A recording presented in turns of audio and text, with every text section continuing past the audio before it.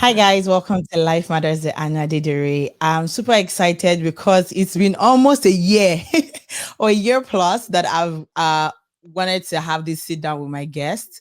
For those that join me for the first time, this is a talk show where we talk about life matters basically, and we actually have people share their experiences on how they've journeyed through life and whatever field they're at. The times where we have like major topics and we actually have this conversation around those topics. Just this past month, we just concluded on music excellence and growth. If you've not seen that, I want you to watch those videos. And we also celebrated some women in music. So if you've not seen those videos, I would encourage you to go watch it. But today we're not doing anything music, we're not doing anything dance or arts. We're doing a different aspect of art in itself, and that's baking. I think I stumbled on my guest's page sometime last year, and he did this magnificent cake. It was breathtaking. It was for my husband's cousin. And for those that have not seen his video, I will link the video up somewhere here where he talked about COVID-19, Dr. Dakwakin Shikwe. So you should go watch that video where he encouraged us to go get the vaccine. And if you've not gotten yours, please go get it. But he'd baked the cake for his birthday. And I was like, what? Like, what's what is this? Like, it was, I would try and look for a picture if I can find it. Um, Guys, it Yeah. was amazing. Like this picture, like I'm not exaggerating, it was a masterpiece. And like, who is this person? So that was when I stumbled on his page, and he has been an amazing person since then, and his work has been super super super super amazing from one job to another. And I'm like, one day, maybe next year when we are doing a very big birthday, he's going to do my cake. Amen to that. But today we have Oyaks. If I pronounce it well, did I pronounce it well? Yes, you did. Yeah. Oh, Yeah. hallelujah. Because I've been trying to pronounce it well in my head for a while. So tell us a little bit about yourself, aside all the things I've said, but tell us a little bit about yourself, what you do, and yeah, let's start from there. Okay. Yeah. First of all, thank you very much for having me on your show today, and yeah, I really appreciate it. So, my name is Oyaks. Like you already know, Oyahire is the full name, but everyone knows me as Oyaks. Friends, family, foes, everyone knows me as Oyaks, and I'm from Nigeria, from Benin in Nigeria, and I'm from a very large family of, talented cooks. My dad cooks, my mom cooks, sisters, brothers, everyone cooks. And I'm an engineer by training. I have both my bachelor's and master's degrees in engineering, and baking for me has always been a huge part of my life. I call myself a but right now I'm a project manager. So 9 to 5 I'm a project manager, and 5 to 9 I'm cooking up something in my kitchen, baking, decorating, and sketching cakes, and just doing things that pertain to food. Like that's my relaxation strategy. Going through life, and yeah, that's just a little bit about me. Wow. Okay. So apart from baking and IT and engineering, first question: why would you ditch engineering for baking? Like, do you love it that much? Like, some people will tell you that, oh, you know what, their first love is their career, whatever it is that they're doing, and every other thing is an aside. But now people even know you. Like, I never knew that you were even an engineer. I just thought that food engineer was like a slogan until I was checking your bio, and I'm like, oh, he's actually an engineer. And you're like, oh, I had a first and master's degree. And I'm like, why Yeah. baking? So Great. why baking? Yeah, your ring. So why is baking so important to you? I would say it just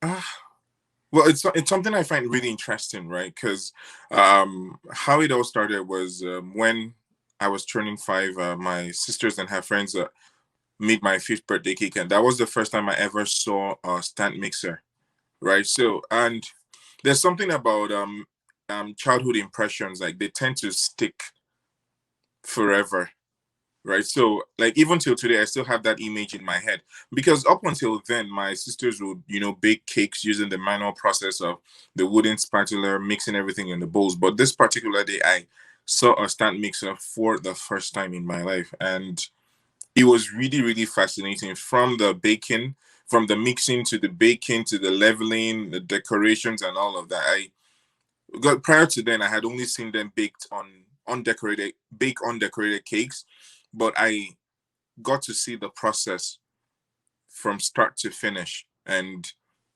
I remember taking the cake to school because that was I would say, that was like pretty much the first and only time I had my birthday in school.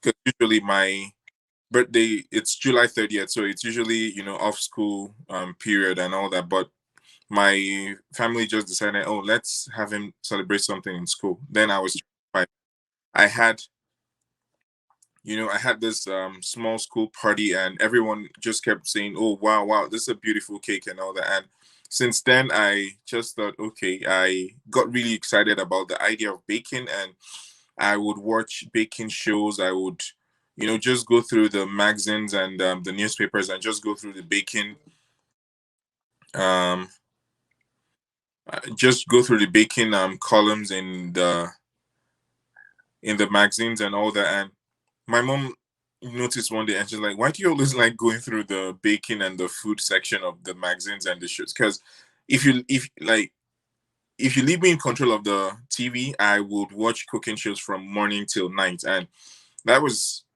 I just kind of developed interest, and as the years went by, I kept on going more and more for all of these. And then when I had finished school in Nigeria, I went for my NYSC, my youth service, and I got a I got a I got a placement in an engineering company. But there was this bake shop that was about 2 minutes, like just a couple blocks away from where I lived back in Lagos. And it was a new bake shop. And I walked in, and she's like, "Hey, you're my first working customer," and she's been my friend ever since. And after work, I would stop at before going home. I would stop at at the store, and just sit with her. Afterwards, she would let me help her bake cakes, decorate, and just do one or two little things in the store. And that was where I started picking up more and more baking interest. And afterwards, I left for Canada, and it was me all alone on my own. I could make my decisions by myself. And one of the first things I did when I started living on my own was to get uh, baking pans, right? Because I was just a student, I couldn't afford the stand mixer. But when I got a job and I started working, one of the first things I got was a stand mixer. And this was in 2015, 2016. And yeah, it's grown since then. Well, one thing I would say stood out from the story is the decision the person made when the person just took an interest in you and you also take an interest in her, right? When you got into her store. And it just makes me always remember the statement that TD Jakes always makes, that you never know who's in your audience, right? Like you never know who you're going to meet. You never know that first impression is everything. Imagine if you got into the store, you were very rude, you didn't treat her well, or you didn't do anything. You probably might not have gotten some things. And I think it's a very great lesson to learn. And I think another thing I got from your story is, as parents, I'm learning to understand that children learn from what you do than what you say. So imagine if your mom only talked about baking and you never saw her bake. That's memory will never be in your mind. So I think it's also very important for people to not just say what they do, but actually just practicalize it and make sure that you do it. You never know who you're influencing. And I think it's big ups to your mom and your sisters for being a great influence. For her, she focused, but she would always say, "You know what? Hey, you guys take this money, go to the market, bake whatever you want to bake." And she just never thought she never knew she was sowing the seed, right? She never knew, and she never expected it to germinate in me. She thought, okay, it was going to be like the girls or the other children. But I just kept on looking and observing. And I never really looked like I showed much interest at first. But later on, as I grew older, she started, when I started, getting on watching the shows, getting on TV and all that. She's like, oh, okay, okay. And but she just never took it that serious until I came to Canada and she started seeing some of my work. She's like, oh wow, I never knew. Then she remembered all the times I would go through the magazines and the TV shows and the baking aisles and all that. She's like, oh, now it all makes sense now. That's amazing. I think I remember someone was, I think it was an educationist, and she was saying that always pay attention to what your kids pay attention to, because you never know what it will be at the end of the day, right? And to rest to say, I think sometimes I just push things in my head and I'm praying that God, let her just even play like 7 instruments. uh, my second question with this. So getting to Canada there, I know a lot of people come into Canada through different means. Like I didn't come through the student route or whatever route. I came in through my mom being a PR, and we also, and she filed, you get that kind of thing. So when both share their story about their residency, it's always very dynamic to each person. But as a student, did you come in as a student or like as a permanent resident? As a student. Okay, so you coming as a student, what are the opportunities you were able to grab onto? Like you said working, you were able to get a mixer and stuff like that. Some people would just say, well, I'm in a foreign land, I don't want to, since it's not somewhere that I know a lot of people, let me just hide myself or keep myself. What would you tell a student coming in right now when it comes to either their giftings or their talents or things that they thought that might not really pan out, just something that I love doing? What would you tell that student right now? For me, I would say there's opportunities everywhere, but sometimes we, like, I was talking to my friend some days ago, and it's a case of in going through life, while looking for the spectacular, we try to we miss out on the significant things, all because they come in smaller packages, right? I like, and something I always tell people, like, opportunities are opportunities regardless of the size. And sometimes we tend to look down on the smaller opportunities. And from my personal journey, these small opportunities have opened the biggest doors for me, right? And when these opportunities come, they come in just, very insignificant looking packages on regular days that the sun just shines normally, and the wind just goes normally and all that. So I would say, to students, when you see an opportunity, no matter how little it is, grab it and make the very best use of it, because it might not really do much for you, but it could be the stepping stone between your current situation and your future and your goals and what exactly you want to do with your life in the future. Because while I was a student, there was this opportunity to work in the kitchen that came, like, just a couple hours a week, and it looked like, okay, why would an engineering student want to go work in the kitchen? But I had this really amazing supervisor back then in the Houses Student Union. We um, worked in the kitchen for a couple events every term, and she was so amazing. And she would, like, if she noticed that you were really interested, she would give you as many opportunities as possible to, you know, as many responsibilities as possible, like from the cooking to plating. That was actually where I learned to plate.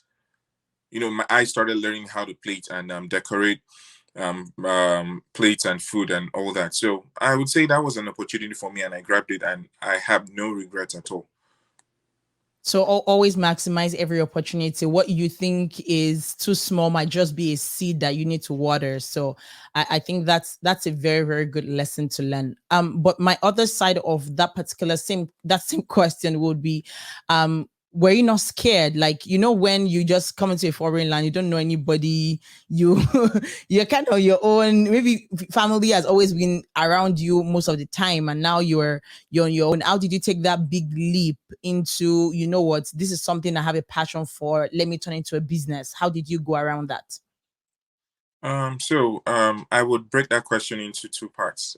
So for the being scared of, like not having anybody, even back in Nigeria, I've always been the one man army, right? So it wasn't really much of a huge leap for me. So because I'd always believe in doing things on my own. Of course, there's always teamwork and having your support system, but the key decisions of my life have always been made by the grace of God, by God's wisdom and inspiration. I've always been able to make those decisions all by myself, because challenges would come, and it would, have to be. you facing these things head on your own. So I say like making those little decisions on my own over the years have, trained and stretched me and making me and further made me into who I am today, being able to make independent decisions by myself. So, and the second one, as to how I decided to turn it into a business, I remember it was in March of 2016. I think it was a Saturday. I remember like a very, very sunny Saturday in spring. I just made this cake and I thought, oh, because that was when I had bought my stand mixer. So it was the first cake I made with that particular stand mixer. It was a sunbeam, if I remember clearly. And I made two cakes and gave one to my friend's mom, another one to my former roommate. And they're like, this is amazing. Wow, wow, wow, wow, and all that. And then the next week, someone calls me and say, can you make this cake for me? I'll pay you. I'm like, okay, I'll make it. And then I remember charging him, was it $10 for the cake, if I remember? Yeah, it was $10. Yeah. That was my first ever client in March of 2016. And afterwards I started getting referrals from him, from other people, and of course, like there was mistakes, there was horrible cakes I made, and I actually shared an album of the cakes I had made between 2016 to 2018. And I'd say it's all about growth. It's been about pushing myself. It's been about stretching, learning, basically. Like I keep learning every single day. So, and so far I would say it's been a really, really interesting journey for my baking experience. So what would you say was that one cake that you probably like put in everything and the client said, do you have like an aura cake story? Well, I would say even the best of bakers have horror stories. Like, I mean, I could make a series on horror cake stories, right? Like, there was one that happened. It was actually January this year, right? Actually, January of this year, and I was baking this cake, and of course, I had baked, I had leveled, I had filled, and all that. What I didn't know was that it hadn't cooled completely on the inside, so I just put in the buttercream, the filling, the cream cheese, and everything, and I just turned back to get something from the other part of the kitchen, and I heard a sound, and the moment I heard that sound, I knew something was happening, and I looked back, the 5-layer cake had crumbled. Oh, trust me, I still have pictures of it. And luckily for me, the cake was due in 2 days. So, but I was just trying to rush things and wrap things up as soon as possible. That's one of the reasons I never take next day orders or 2-day orders. Like I always have like minimum 5 days to 1 week on my cake orders, because things happen to even the best of the best bakers. If you watch baking shows, you would see people like Buddy Valastro, you'd see Ron Ben Israel. They have baking horror. So that's one of the worst cake stories I've ever had, and I had to bake the cake from scratch. Luckily I had some leftover buttercream, and I was able to meet up with the client's timing, but it felt like hell for me. But yeah, it's one of those. Wow, you know something like that happened to me. I'm supposed to do a reaction video to a lady that she's also in Calgary. Ladies take note. That's her Instagram handle, and she was doing this video on cooking HelloFresh meal, right? And she kept like you could see her frustration at some point. She would be like, "Okay, I'll get through with this," and she kept going back and forth. And I had to show her like this is the part of cooking people don't tell you about. Like people just show you just the perfect meal and you're like, oh my God. Like nobody tells you. There was a day I was making I was supposed to make ogbono. Is it ogbono? Egusi? Yes, egusi. I didn't know I mixed ogbono powder with egusi. Wow. So I had made like I put smoked turkey, fish. There was nothing I didn't put in this thing. But I noticed that if it was ogbono, it was not rising. If it was egusi, it was not solidifying. So I was I was frustrated. I think I spent 3 hours standing, trying to salvage everything. I even put it in the freezer. I'm like, okay, no, what? Probably it's just me thinking about it. And I literally was just crying inside me because 3 hours the next day I opened the freezer and I'm okay, it would have defrosted, so I'll be able to. No, it was a mess. So apparently it was egusi, but it was so stale that it couldn't do anything again. So Wow. I had to pick it up, rinse out all the beef, pour everything away. I was Wow. sad. So I was just writing a comment section. I'm like, nobody tells you about these things. Like nobody nobody shares with you how it really feels when you're cooking or you're doing something. There was a time I recorded a video, I think almost 30 minutes, and I didn't find the video again. Oh, that happens. I Like, was frustrated. I was angry. I like there were so many emotions running deep into. I'm like, how will I sit down, create content, make 2, 3 videos? I no, I was sad. I was sad. But at the end of the day, I think it was later that we're going through some archive and we later saw the video. But I had to like I'd made a cover video. But you know that one time when you make something and you are feeling really good about yourself. mhm. This didn't go that way. So yeah, I think sometimes we underestimate our how we feel when it comes to like, especially when it comes to being in the kitchen for a very long time. You get frustrated when things don't go the way you want them to be. So yeah, it's not a funny it's not a funny tale. But we can laugh about it now. Oh, now we can laugh about it, but when that was happening to me, no, I was not laughing. I didn't like the entire situation in itself. My next question will be this. So, when it comes to baking, what's the most, let's say, 5 key things we have to know? Because before this year, I think it wasn't with the pandemic. It was me trying to um defeat a fear, if that's the word. Because when I was in UI, I remember that my friend used to bake, and I was the person that as you're baking, as you're mixing the flour and the sugar, I'm already tasting it. When you're mixing the batter, I'm tasting it. I was always leaking and leaking and leaking, and I swore that I would not bake ever again. I told myself that because I couldn't control how I felt around butter and stuff like that, I would blow up and I would get bigger. And a lot of people that cook, they're always on the bigger side. Like that I used to see then. There were people that were not on the bigger side when it comes to like size.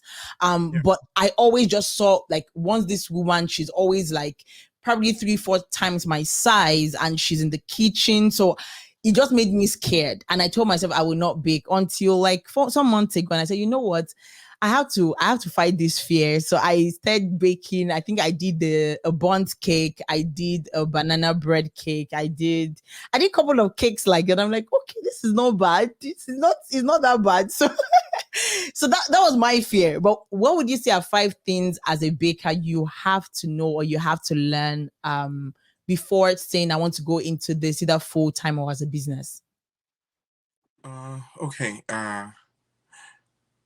Okay. First thing I would say is disasters do happen, and sometimes it just happens. And like I said, it happens to the best of the best and the most trained bakers. But it's always important not to beat yourself too much about it, because I would say because baking is an emotional thing, because baked goods can tell from your emotions, and they just turn out, most times they turn out the way you're feeling, right? So most times I always just try to be, in your best moods when baking, because they can tell when you're stressed, they can tell when you're happy and all that, but that's story for another day, right?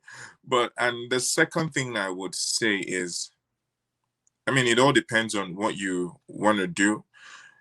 You always have to go for the best ingredients. The best of the best ingredients give you the best baked goods. Like there's no two ways about it. If you go for, low quality stuff, your cakes would, or your baked goods would turn out same. If you go for high end and the best quality ingredients, same thing.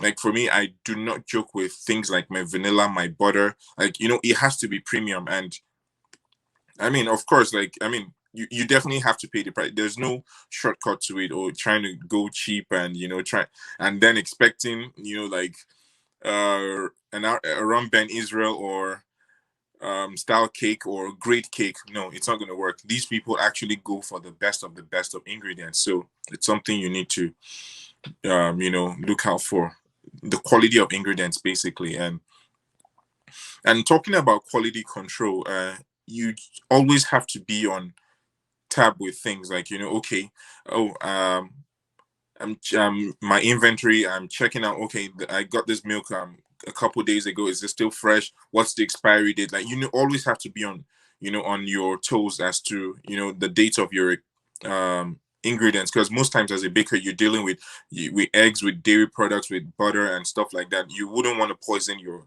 clients, and also that's something you also always have to be on track with, right? And what else? As a baker, your savings, all your money is going into cake equipment. Like, I mean, right now, if I show you what my cake, stash looks like, you're just gonna drop. Trust me, because you're getting the molds every day. You're getting knives. You're getting baking pans, and you never stop buying stuff as a baker. Like, oh, you find something. Oh, I want to try that design. Boom, you have to buy the mold, and these things don't come cheap. Like, so, like, trust me, right? And yeah, I would say it's pretty much just get ready, because you will spend money. And if you want, and I see baking is something that if you want, good quality, you have to pay the price. You have to pay the price and timing, in terms of time, in terms and hours, in terms of money, in terms of training, in terms of studying and all that. So that's also something I like bakers to know about. Like, it costs a lot of money, getting the equipment and all that. And so that's three now, right? That's four. So I think we have one more. Okay. Okay, what's the fourth one? Okay, the fourth one, yeah, just enjoy yourself, right? Have fun doing it.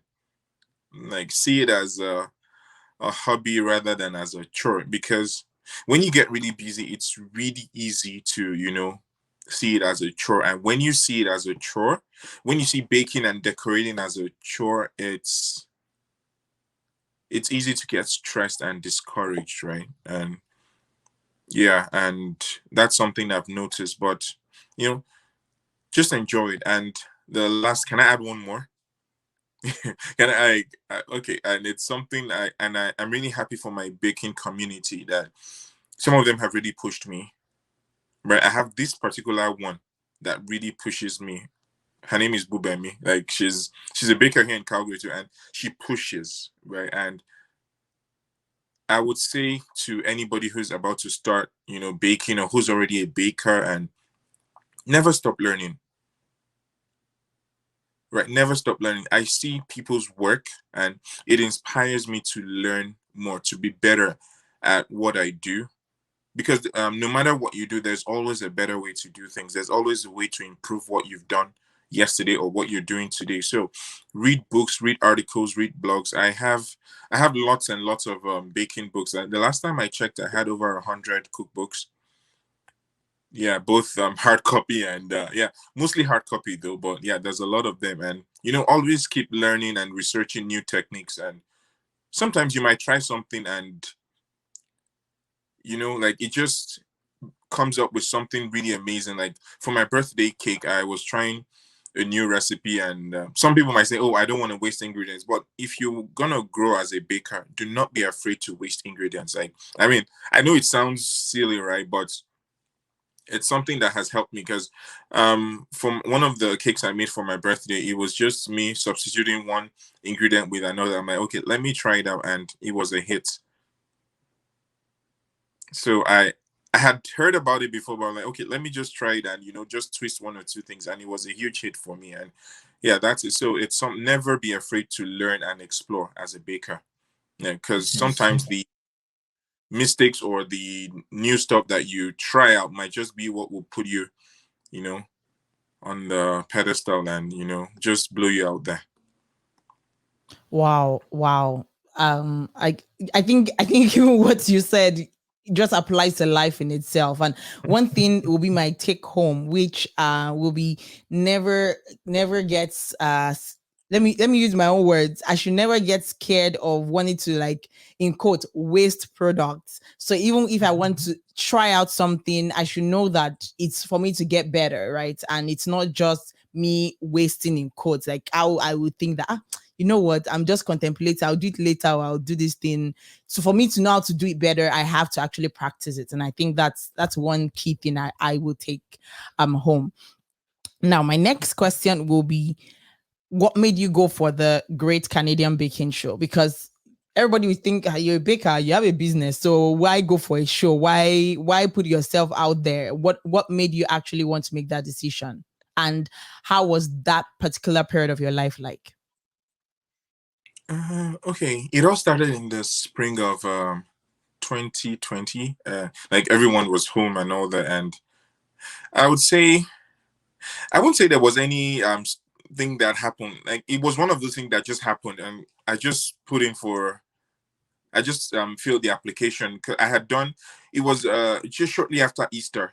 The casting call had opened, and I had made a red velvet cake for Easter, and I shared it with friends, and it was my first time decorating a square cake. And I'm like, oh, I was feeling really good about myself. And we had to upload um, a picture of something you had baked that you really liked, or your most recent baked item. And I'm like, oh yeah, I have something that I baked like that really intrigued me, which was a square cake. And excuse me, yeah, and that was it. It just happened, like nothing significant. It was just, one of those things that you say, oh, let me just try this. And I got called for the auditions. I had the audition in, I think, mid-April, and then the second stage happened in June. And yeah, that was pretty it. Nothing significant. I just applied and I got in. Of course, I had to show pictures of things I had done, and you know I had auditions, I had bake alongs, and yeah, that was it for me. So that period, and the reason why I'm asking is because someone might say, oh, I don't want to put myself out there, or if I put myself out there, what should I watch out for? What are the things that I should make sure that are not, that probably lessons you learned that will make the person avoid as a mistake if they go for something like that?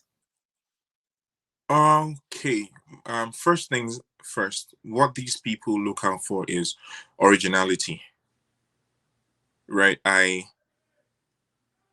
find, like, I usually, for me, I'm all about the fusion, right? I look at contemporary Western cuisine, and I always find a way to infuse my roots as an African into this. Okay, my flavor profile, I love spices. So sometimes I usually look at, okay, how do I incorporate the spices into my baked good, into my cakes, into my croissant and stuff like that. So, because if you watch the show, like the first cake I made on the show had to do with spices, right? I put in black pepper in a bundt cake. So I mean that of of course, I mean that of course will. Okay, now you're inspiring me to try it. I'm so going to try that. Oh, that would be nice. You should, like, it's really good, and it's funny how a lot of these things, just different elements and components just come together to make this masterpiece. And one of the things I study a lot is how flavors interact with each other, right? How they relate with each other. Flavor pairing, that's something I really, really, really, you know, study about. And the times when I have clients who come and give me some really weird flavors, I'm like, that's not gonna work. Like, oh, I get that a lot, trust me. And like, because I give like this really long list of possible flavors, and they say, oh, I want a carrot cake with red velvet, with chocolate, with pina colada. I'm like, no, that's not gonna happen. Like, no. Let's be That's calming down. I would say, like, learn a lot about flavors, right? Like, I mean, that's something that would really, really make you stand out. Like, that's something you can stand up and learn about flavors. And sometimes it pays to keep things simple. Sometimes, like simple. Sometimes simple does it. Like, less is more, and just go that route and really, really understand your ingredients, your equipment. Yeah, that's one mistake, a lot of us tend to make, and it's something I always advise people to watch out for. Understand your equipment, because they can either make you or mar you, right? And sometimes it's not, you might say, oh, I'll just eyeball it and all that. No, your measurements, you have to be precise with your measurements. You have to really, and I tend to bring in my engineering, my engineer are into things, and this is one of my favorite baking tools. It's a spirit level. Yeah, that's how I get my cakes, level and centralized. This is one of my favorite things. So, invest in, just these little hacks, like, your rulers, your measuring cup, like these things really, really help. And they're there for a reason, right? Because I hear people say, oh, I'm just gonna pour things in and all that, just mix and whisk and wing it. No, like with baking, it's not that way. Your measurements have to be precise and you stick with it. Right. So Wow. I actually, it was in baking. It was recently I noticed that a lot of us just wing it when we were cooking. Like, I just, my husband asked me, okay, so how much, whatever. I'm like, I just put it. I don't. I don't look at. I just know that it will taste right. I think it's just an intuition kind of thing. But for baking, it was very different. I wanted a particular taste. I think it was the first time I was ever. I think the first thing that intrigued me about burnt cake was the shape. So I told myself that I was gonna make it. So I followed this recipe to the T. Like when I was always making a mistake, I will go and my friend would be like, "Oh, you have to level it so it's not like I know you're not packing salt, you're not packing flour. You are actually going to like use like a ruler or like a tablespoon and table knife to just level it." I'm like, really? I didn't know. I just poured. It came out really good, but I learned that when it comes to baking, you have to be precise. You have to make sure that you're putting in the right thing in the right ingredient, the right measurements. Yeah. So, but thank God everything has been a hit back to back. So we'll continue. We'll continue to work on that. So for you, when it comes to your your work as a project manager, you as an engineer, you as a baker, how do you balance work, life, family? How do you balance all that together? Because I know baking takes a lot of time and work will also take time, and you still want to have time to for yourself to visit friends, family, and stuff like that. Yeah, because the first, now what really helps me out is planning, right? If I say I'm going to spend this, of course, you say you're going to spend X amount of time baking. Sometimes, most times, you end up spending X times three, right? It happens a lot of times. So, what I do is, when I'm plan, excuse me, when I'm planning my day, I tend to leave like a little some buffer somewhere, right? Like if I'm able to complete my work, in less time and all that, thank God, I just get on my iPad, my favorite Netflix show, like just find something to do and practice self care, which that is our biggest word in the today we live in, like, and it's really key. So, yeah, that and one thing I always avoid is last minute orders. I mean, because work could stress you out, and all of that, and in just trying to manage everything and keep a balanced and healthy life.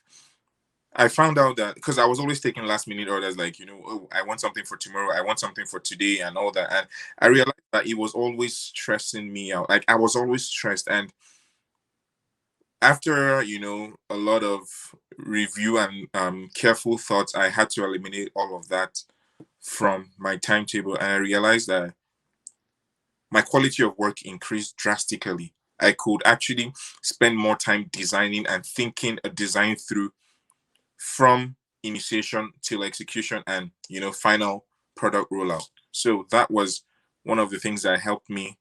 Because there are people say, oh, if you want to grow, you have to learn how to work under pressure. Like someone has actually told me that, oh, you have to learn to work under pressure and all that. And I'm like, no, and the quality of the work speaks for itself. So that's why I don't talk much when it comes to that. So one of the first things I did was to eliminate last minute orders. And thankfully I'm able to have this rapport with my clients, and they know. They're like, you know what, I'm sorry, but I just cannot take this order, and they understand. They and my clients know and understand and respect that fact, and they know they're going to get good stuff, right, when they work with that timing and give me that advance notice. I think that that's one thing every business owner should learn how to say no. It's okay, that extra $50 or $100, it's extra, Mhm. but the amount of stress, the amount of what it will cost for emotional labor and other things, it's more than that amount. So most times it's always important to, like you said, if it's not going to be convenient for you, if it's not going to bring out the quality of work that you are known for, don't trade integrity for a couple of bucks. It's not worth it. um to wrap up the show, I wanted to ask this question before I go. Now, for someone that's just starting, I remember that when you started, you said your first cake was $10. How do I price cake as the business owner to my client? So this is, let's say Oyaks is saying, oh, you know what, I have so many orders, and no, can you help me do this, and it's my first ever order or my second ever order. Maybe it's an auntie in church that has been seeing me bake and is happy that I can give her some whatever, some extra stuff. What would you say should be how to price or put a price to my cake? Well, pricing cakes, that's question. It's several in one. It's both a question, uh topic of debate, a battle. Like, it's everything in one, and it's something that has been going on for years. And I was talking to my friend about a couple of weeks ago, and she said, you know what, this is a battle that has been going on for years and will continue to be a battle. So it's a case of, what, just do doing what works for you, right? So for me, I have, of course, like, I have my ingredients that I have a template, but it's something I'm still refining, even 5 years after, because things keep changing, prices of stuff keeps going, you know, haywire and all that. Like, there was oil that I used to buy at $17, now it's over 40, right? So I just have to keep changing. It's my template. It's a live document basically. So I have my ingredient cost, and of course it's also dependent on the kind of design the client wants. So there's specific kinds of designs that some can happen in 5 hours, some can happen in three, 10 hours, some can happen in days, and for the elaborate wedding cakes, you're talking about weeks, right? So it all depends on it. So I have specific. I just try to gauge the hours, like based on the same way you plan a project, right? You calculate the cost, the hours, the lead time, and baking time, and yada yada yada, and all that. So I try to build that into a cost, and of course making room for the miscellaneous. And sometimes things could happen and just ruin the design, and you have to start again. So there's a lot of components that go into pricing a cake, and I would always tell the baker, you know what, do your math correctly and make sure you stick with what works for you, right? So, like, of course you have to calculate for your utilities, and just be as thorough as you can, right? And your label, like, whatever you choose to say, okay, this is what my time is worth, factor that into the cost. It's, trust me, it's a lot of work. Like, I feel like pricing cakes is actually more tasking than baking and decorating them in their own right. So that has been my most difficult part of baking, but I just keep doing it and doing it and refining the process, and yeah, I know I'll get there someday. Yes, yes, and you'll be doing $1 million cakes that will be. Amen. Amen, amen to that. My final question is two in one, and it's: are we gonna be getting a master class from you? And the second is, what will be your final words to someone who is hustling and bustling in this kind of business? What will be your final words to the person?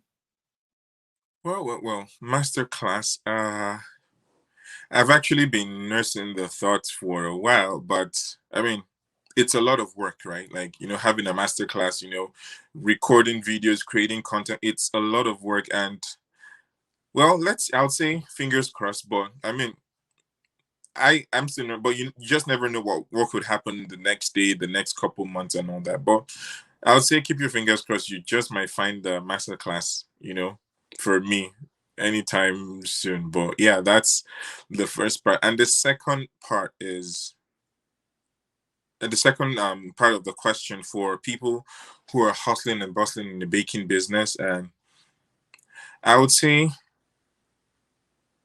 do do you, right? And for me, I've had a way of bringing a little bit of my personality into my baking, right? I try to bring a difference. At first it wasn't really well accepted, but now people, just people, like, I've got a lot of critical praise for my style of decoration and baking, and it's really helped me grow as a person, as a baker. So find your own style, define your own style, right? And the first final word I would leave for you know a new baker or struggling baker. And secondly, I and it's something I always love to say. One of my favorite sayings in the last couple years: the best form of advertisement is a job well done. So instead of focusing on getting myself out there and all that, focus on your product. Your product will speak for itself. It will speak for you. It will put you in places where you never thought you could get. Because even the Bible says that, seest thou a man diligent in his work, he will stand before kings and not mean men. So the diligence, the sacrifice, the discipline, the training you put into your work will speak for you, will put you in places where you need to be. So instead, like, I usually don't thank God I usually don't focus on like putting out there, like, like, because I've had people tell me that, what, loud the trumpet and all that. I'm like, no, I focus more on the work, and the work is gonna do its thing for me. And that's the mantra I've lived by, ever since I started baking, and it's working. It's working. So that's Oh wow. Oh wow. Oh wow. This is amazing. I I can't wait for everyone to watch and be super blessed by this. Like you said, focus more on the quality of your work, and like you said, you stand before kings, and people that stand before kings, they don't hide them. It's the world that announces them. So make sure you do that, and make sure that you follow him on Instagram. I'll put his Instagram link in the bio. So make sure you follow him, like on LinkedIn, and make sure that you go and purchase and bake your cake. Yeah. Please go do that. But thank you very much, Oyaks, for coming on the show. I am excited, and I can't wait for everyone to watch this. Please make sure that you like, share, subscribe, and make sure that you if you're in Calgary area and you want to get a taste and bite, just send him a DM, and I'm sure that he's going to work something out with you. But we see you next time on another episode of Life Matters with Anna Dediri. Bye, everyone. Thank you.